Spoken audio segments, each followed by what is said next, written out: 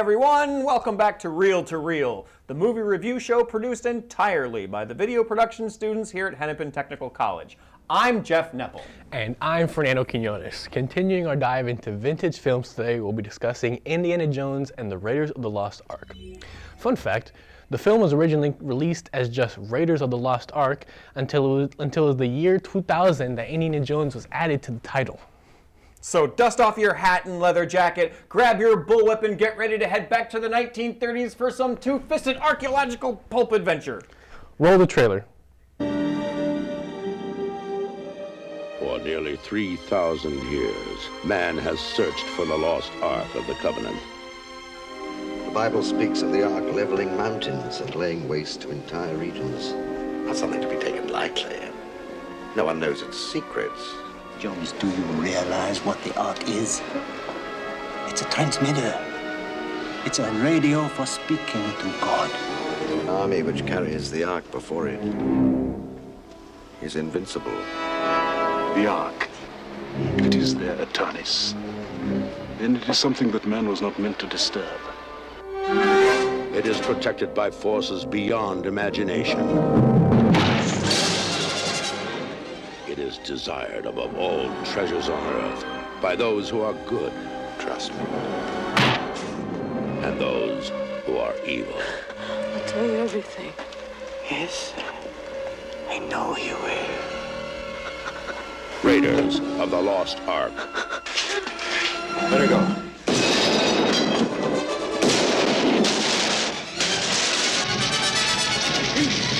We have no time. If you still want the Ark, it is being loaded onto a truck for Cairo.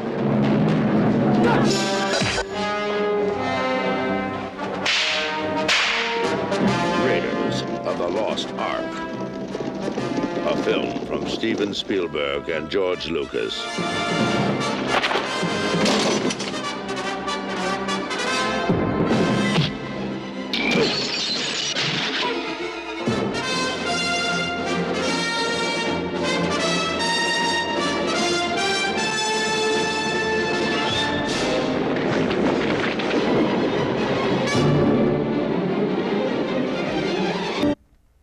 Indiana Jones and the Raiders of the Lost Ark is the first movie of 5 movies in the series. It starts off with Indiana Jones, an archaeology professor in a Peruvian temple in search of a golden idol head. He's accompanied by local guides who know the area to help him enter the temple. Once inside, he uses his cunning skills to avoid booby traps until he finally reaches his goal, only to be cut off and stopped by his rival, Dr. René-Émile Belloc, a French archaeologist in search of the same thing he is.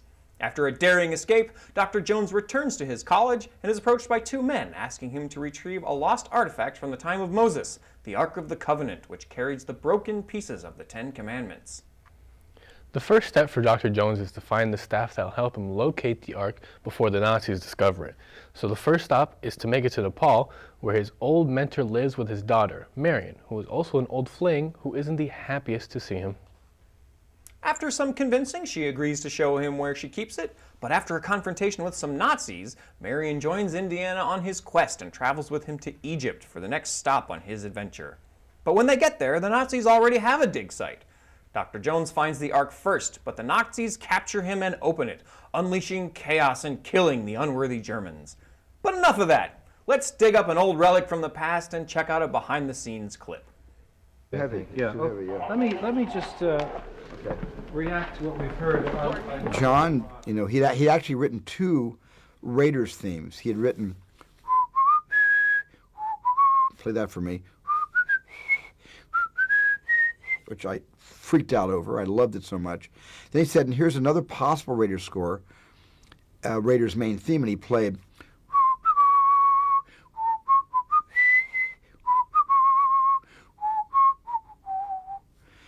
And so he had 2 choices, and I think my only input was to say, can't you use both?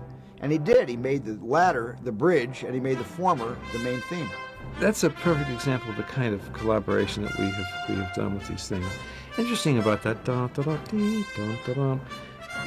A very simple little sequence of notes, but I spend more time on those little bits of musical grammar to get them just right so that they seem inevitable seem like they've always been there. They're so simple. And I don't know how many permutations I will go through with a 6-note motif like that, 1 note down, 1 note up, and spend a lot of time on these little simplicities, which are often the hardest things to capture, I think, for anybody. Good morning. The first piece is 13-4, 14-1. When I wrote the music for Raiders of the Lost Ark, I think I understood that that was to be the first in the series. And I didn't know where this love story was going to go, if anywhere, you know. But I thought that there was a real spark between the two of them, and a real sort of potential love story was there. But I thought the music were lyrical and emotional and warm, and the orchestra could sing this love theme, even if we didn't have love scenes, that it might be permissible to interject that kind of musical emotion in their relationship. Inspired by the Saturday matinee adventure serials of his youth, George Lucas conceived of the story for Raiders of the Lost Ark in 1973, shortly after he finished making American Graffiti. Lucas didn't want to direct the film himself, so while vacationing with Steven Spielberg in 1977, he pitched Spielberg the idea, who was instantly on board. Spielberg suggested the script be written by a young writer named Lawrence Kasdan, a name Star Wars fans should recognize, as he would later co-write The Empire Strikes Back, Return of the Jedi, The Force Awakens, and Solo. The hero's original name was Indiana Smith, but Spielberg wanted it changed as he was afraid it would remind people of Steve McQueen's character, Nevada Smith, so it was changed to Jones. Principal photography started in June of 1980. Filming took place on location in France, Tunisia, and Hawaii, and on sets at Elstree Studios in England. Elstree was chosen because many of the crew that worked on Star Wars were there and had experience with the type of grandiose sets and special effects that were planned, such as the Peruvian temple at the beginning of the film. The infamous giant boulder in that scene was made out of fiberglass, plaster, and wood, weighing 300 pounds. It was controlled by a steel rod that was hidden in the wall of the set. Spielberg was so impressed with it, he requested the ramp be made longer so the boulder could have more screen time. Talk about a scene stealer. And it wasn't just the sets that wowed audiences in 1981. The special effects were also impressive. For example, at the end of the film, when the Ark is opened, the melting face of the Gestapo agent was a stone skull covered in different colored layers of gelatin and melted with a propane heater, all of which was filmed with a slow shutter speed for that fast, supernatural look. Gruesome, yet effective. The film was released in June of 1981 at the cost of $20 million, bringing in $384 million worldwide. It would go on to be the highest grossing film of that year, beating out Superman 2, On Golden Pond, and Stripes. With the advent of VCRs in the early 1980s, Raiders was released on VHS in 1983, and by 1985 had sold over 1 million copies, making it the best-selling VHS of all time. But enough trivia. What do we think of the movie itself? We'll be right back after this quick break to let you know.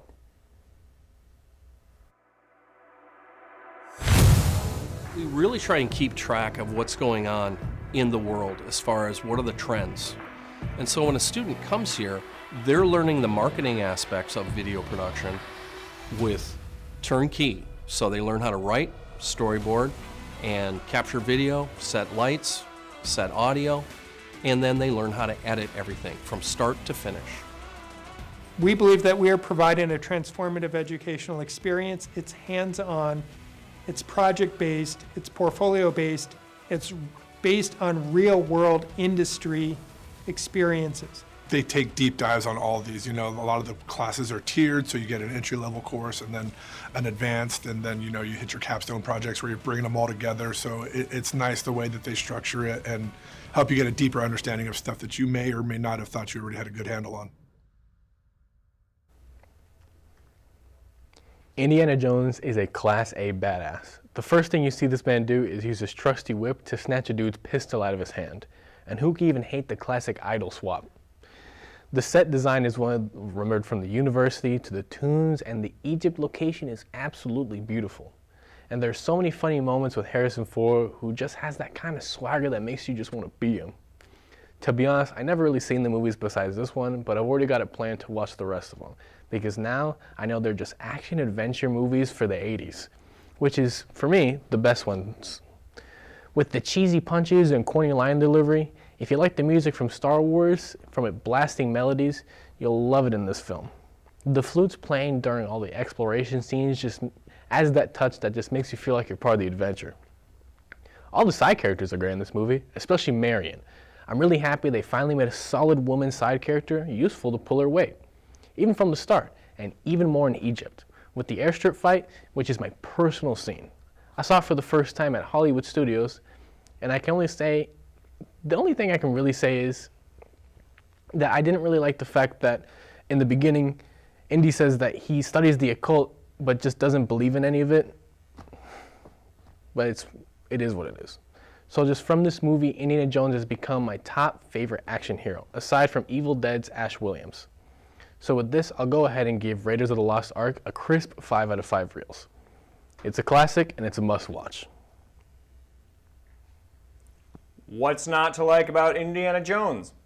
Ignoring the 2 recent films, these movies have action, adventure, comedy, and Raiders is the one that started it all. It took the pulp adventure serial and elevated it for the, at the time, modern audience. And what's more, it still mostly holds up. The sets and locations are spectacular in both scale and execution, the stunts are exciting, John Williams' musical score is iconic, the hero is not just an adventurer, but also an academic, and more importantly, he's relatable. He's imperfect and fallible and gets the snot beat out of him, just like any of us would in his situation. While doing research for this episode, I learned that Tom Selleck was the first choice to play Dr. Jones, but he couldn't due to his commitment to the Magnum P.I. TV show. And while I think Selleck would have made a great Indiana Jones, this is the film that really solidified Harrison Ford as a bona fide movie star. And he's not the only one who gave great performances. John Rhys-Davies and Karen Allen both hit it out of the park. It's not a perfect film. I think it suffers from having too fast of a pace. The action is non-stop with very little downtime for the audience to catch its breath. And while I like that the character of Marion's a tough, hard-drinking woman of action instead of a dainty princess at Temple of Doom, as far as the plot goes, it's unfortunate that she's really just there as a love interest, though she was a badass in the airstrip fight. Overall, Raiders of the Lost Ark is still one of the greatest adventure movies of all time, and I'm giving it 4 out of 5 reels. There's a reason it's considered the father of the summer popcorn blockbuster, and it still delivers the excitement. Well, it looks like that's all we have time for this adventure. Follow us on our Facebook page and subscribe to our YouTube channel to keep up with our latest reviews. And we'll see you next time on Reel to Reel.